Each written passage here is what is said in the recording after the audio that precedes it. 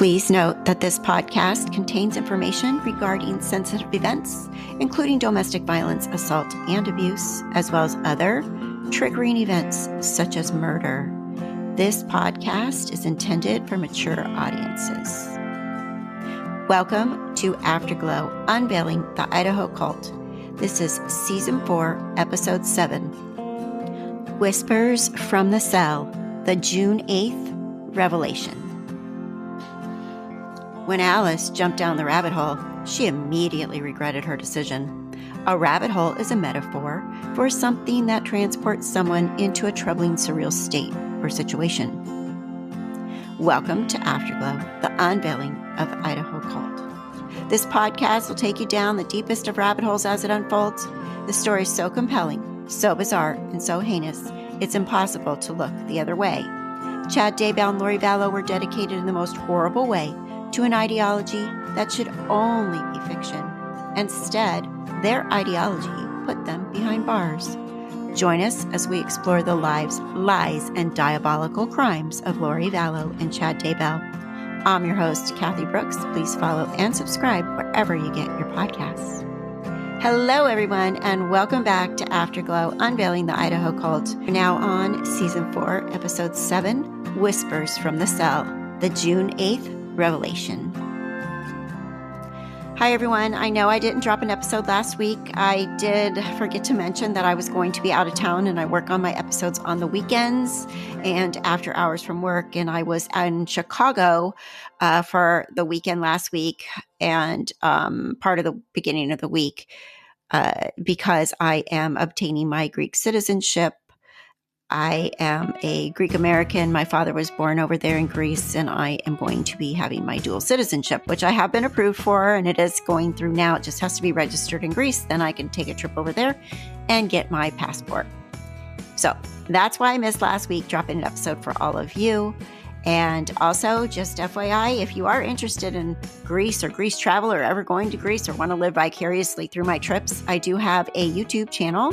It's called Catherine J. Brooks, Beyond the Empty Nest. My Greek last name is not Brooks, and my Greek passport will have the Greek last name, and I am actually considering changing my name fully to my Greek last name.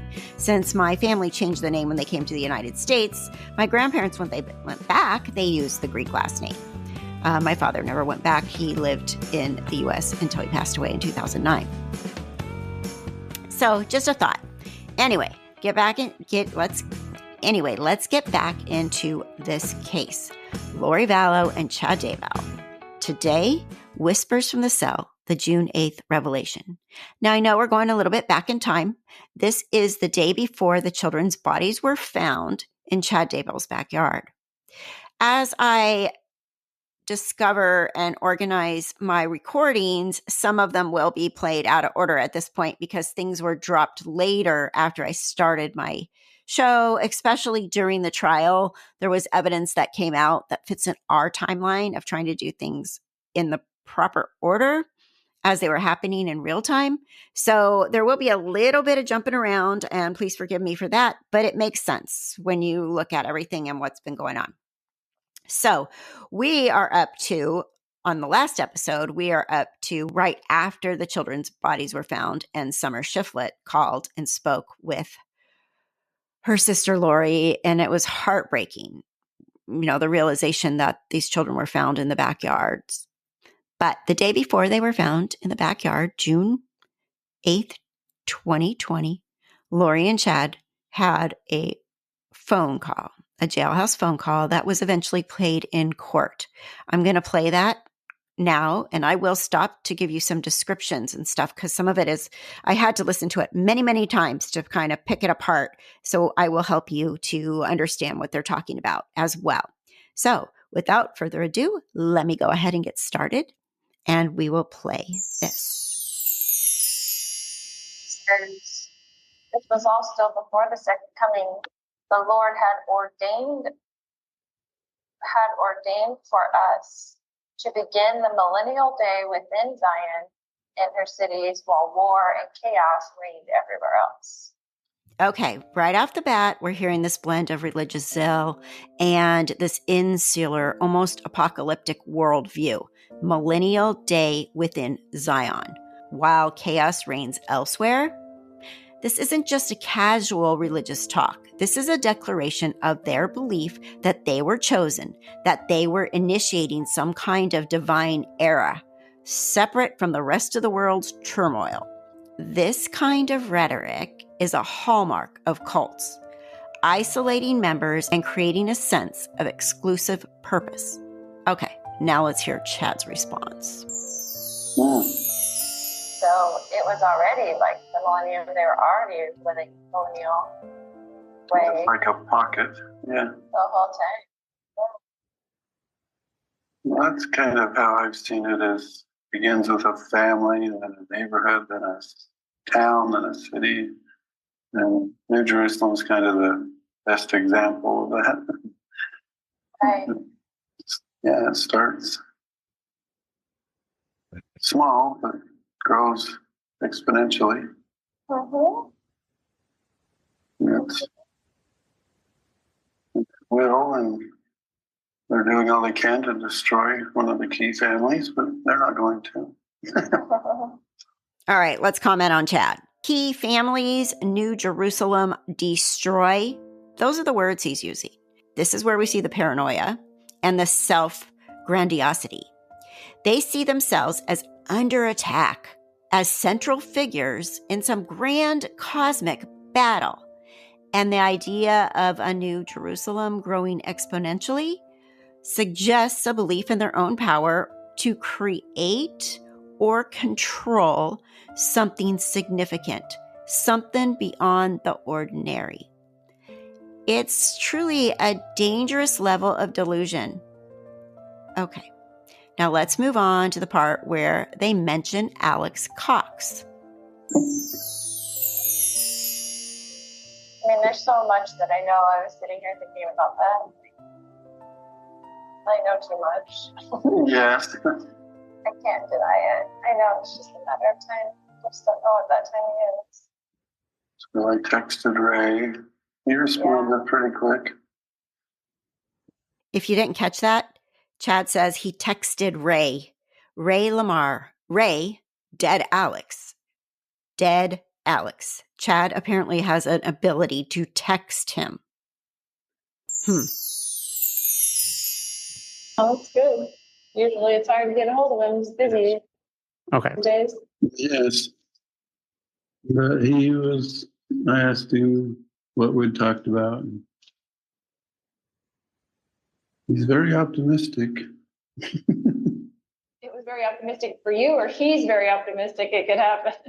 He's very optimistic for both of us. He doesn't know his own project timeline. He said, stick with it. To what he projected in that paper he wrote.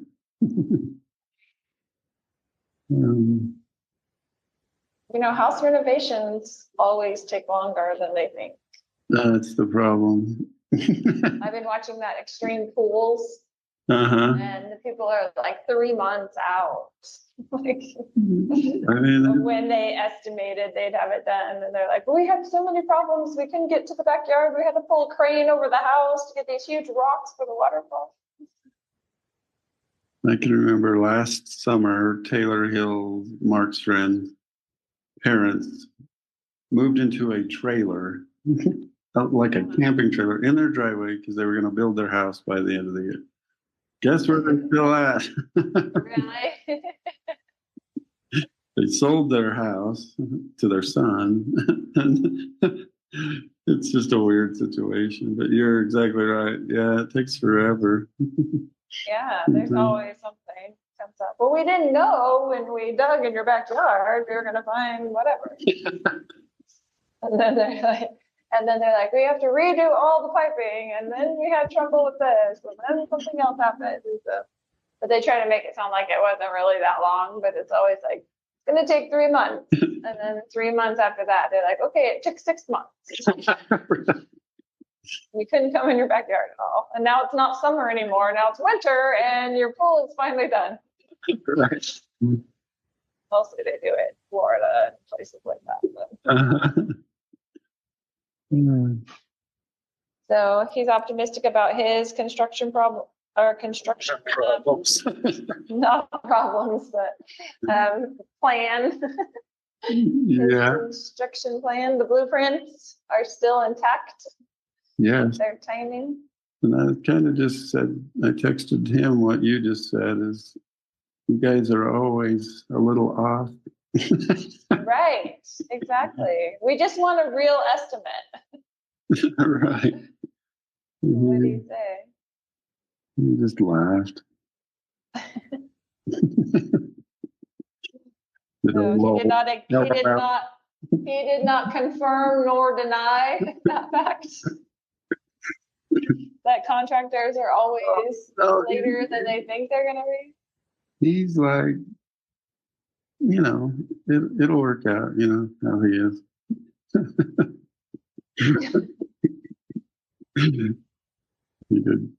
He did want me to say he misses you. Okay, this is absolutely chilling. Alex Cox, Lori's brother, had been dead for 6 months at this point. And yet, Chad claims to be communicating with him. This is a classic tactic used by cult leaders, claiming supernatural abilities, contact with the deceased, and it reinforces their authority, creates a sense of awe and fear, and isolates their followers from reality. Remember, it had been discovered in the investigation that Alex Cox often used the alias Ray Lamar. This fact alone adds further mystery to this investigation. But he's not far from, contact. We can talk. We can text him whenever he wants. Yeah, I can't text anybody. Have text. You have to text for me. That's like me telling you, I need you to tell this person and talk to this person. I'll text him back. But he's optimistic. I want to go visit him and grab him by the throat and say, really? Can he? I know he's optimistic, but can he just make us any guarantees? I mean, we did make our down payments and everything else. Guarantee. It was like a guarantee, just an end date of our project. Well, he knows you pretty well. So he just laughs.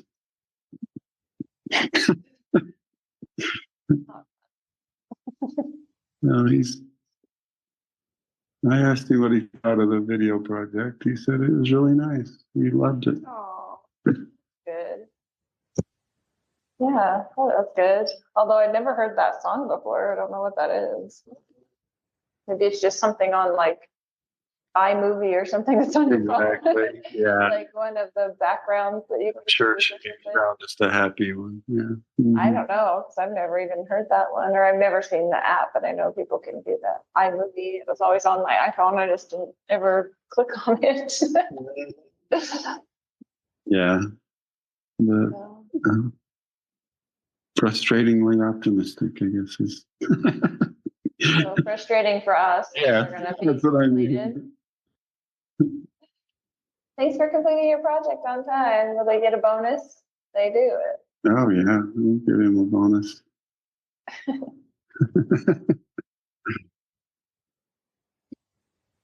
It was good. It was good to talk. I hadn't texted him in a while. So.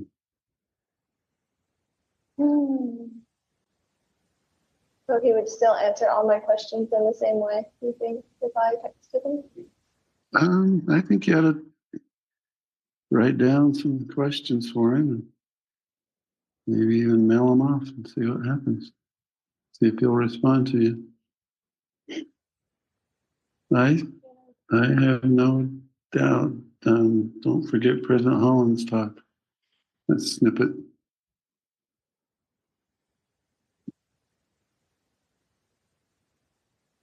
He seemed like he wants to text you if he could.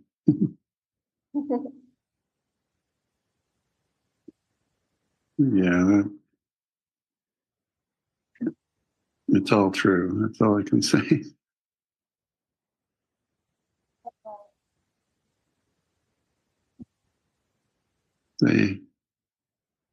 They haven't forgotten.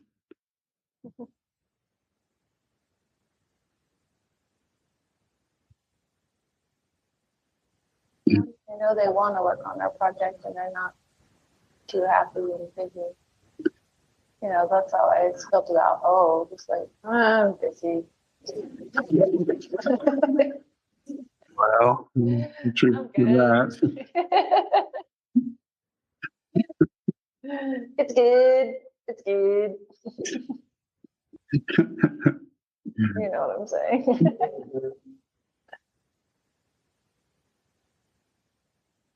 No, he's still very interested. He hasn't forgotten about us. Good. I know he has other projects, so I don't know how much time that takes. He's involved in this latest batch. Well, remind him when you do text him back that at the beginning of this project, he said there was only like a 3% chance that there would be trouble from certain aspects. And then there's like 100% trouble because that's where it all started.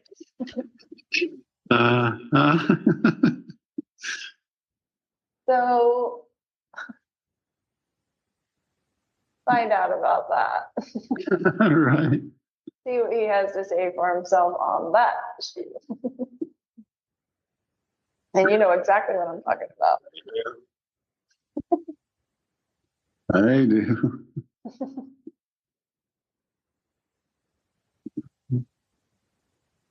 Recall what I'm talking about? Oh, I know exactly what you're talking about. Okay. So I want to know why that is 100% instead of 3% chance of having a problem.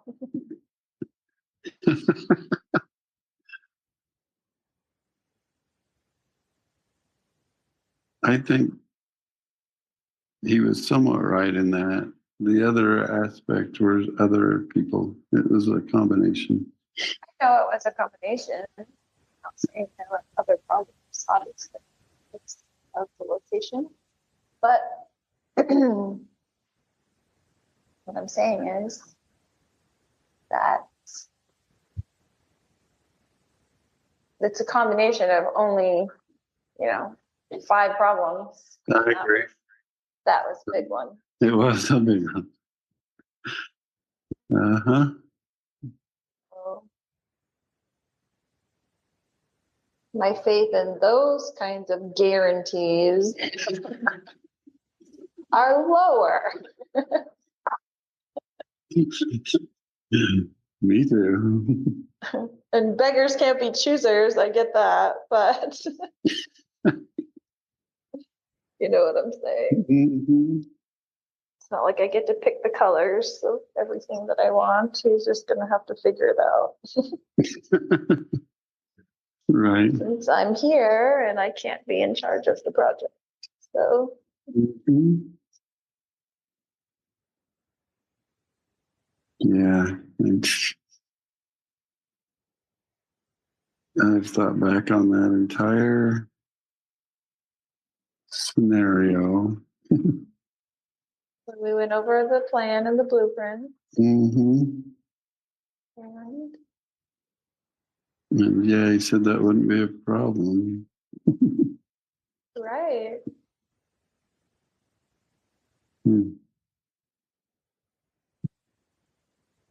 Well, What's your take on that?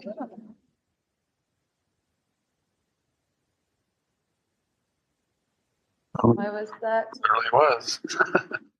Right.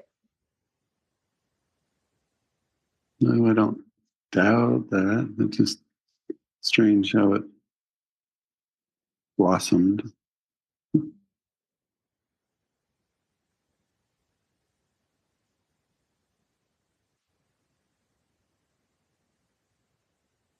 So So go ahead. you go ahead. No, I'm just gonna say, so you think it was meant to have complications and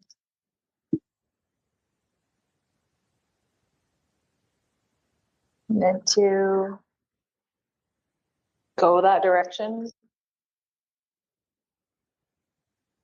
At some point, yeah. Well, then you should have said, hey, this is a 99% chance that we're gonna have trouble with this soil. Yeah. Right? I mean, that's all we were asking. Well, Could this potentially be good, or do we have to fill it with sand? I think we sensed that we shouldn't take it lightly, and I don't think we did. I mean, we only discussed the matter with the trouble once, and I thought we cut it off and did well, and now that problem is kind of causing its own trouble for itself. Right. But there's other things in the project where when I'm going back over it, right, that I could have easily done or been inspired to do to avoid a lot of the issues that are going to come up with that.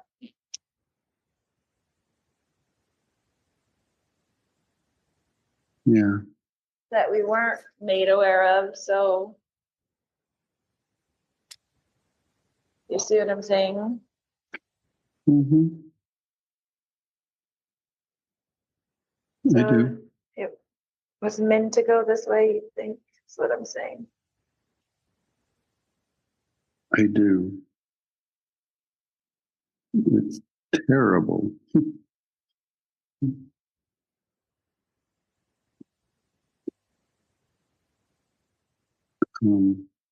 Minor changes here and there, but overall, this was part of the blueprint.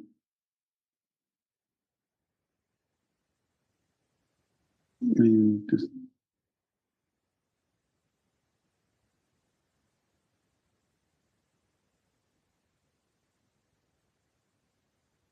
What? I just wish it hadn't been. But I'm thinking of previous blueprints where the people weren't warned either.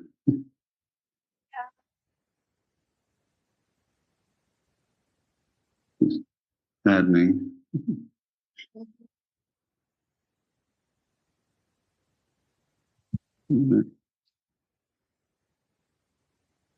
Ray's in that contractor position for a reason, and it's he's not gonna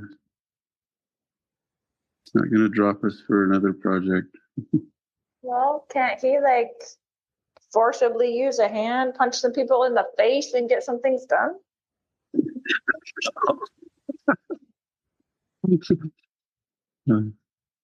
Some people in particular, like the 3%er person?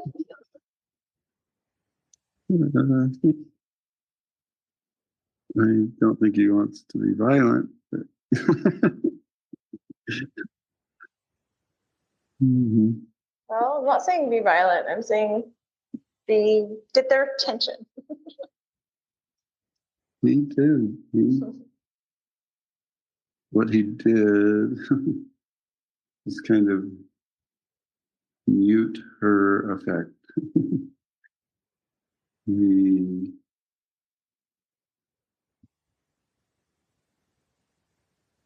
I don't know, just kind of kept her in her place for quite a while, to the point it almost diffused any value of her. Not talking about that. In the beginnings, going back over the whole blueprint and all the things that we've been,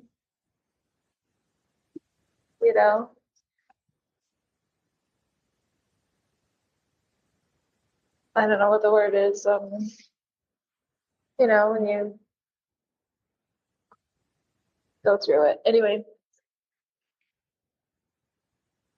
a lot of that stuff could have been avoided. Yeah. Just minor tweaks. Yes. And I don't know why it had to go down this road to where we are now in the project.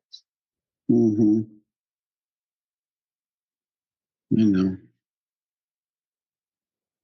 I don't fully understand. I think he'd text you back or write you back. Ultimately, what I need from you is that the project is going to be finished and everything is going to be fine and it's going to work out. That's what he said. Well, I need you to tell me that every day, several times. Okay. My sweet, lovely Lolo. Things are going to work out. Not just because he says so, but because I know so. It's a marvelous plan. Slight How do you know so? hiccup. How do I know?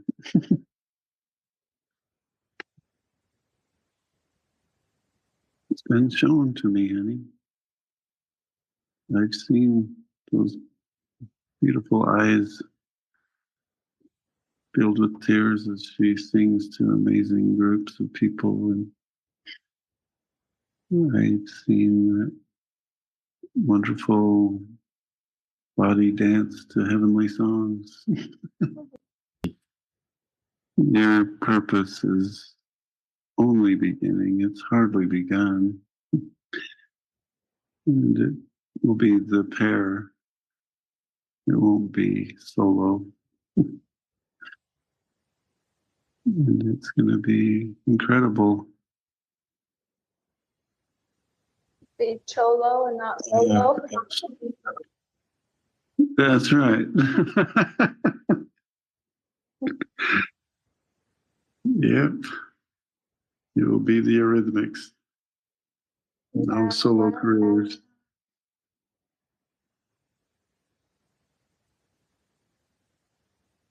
I'm just absolutely sure. I was saying it will be the Eurythmics. It won't be two solo careers.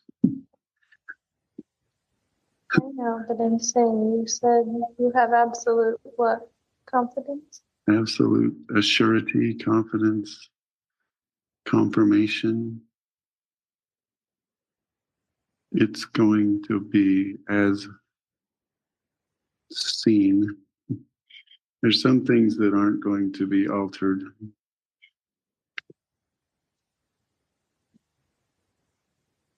Your value is tremendous, immense, and needed in every way.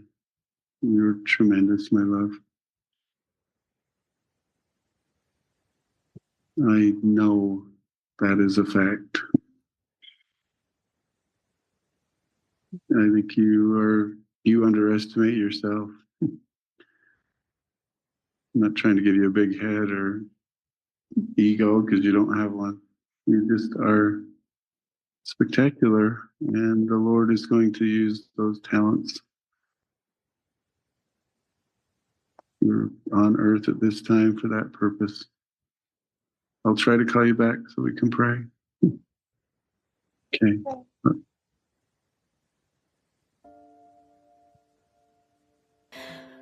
projector blueprint. This is where the vagueness becomes even more disturbing. What exactly are they referring to? A plan for their lives? A plan for some kind of religious mission?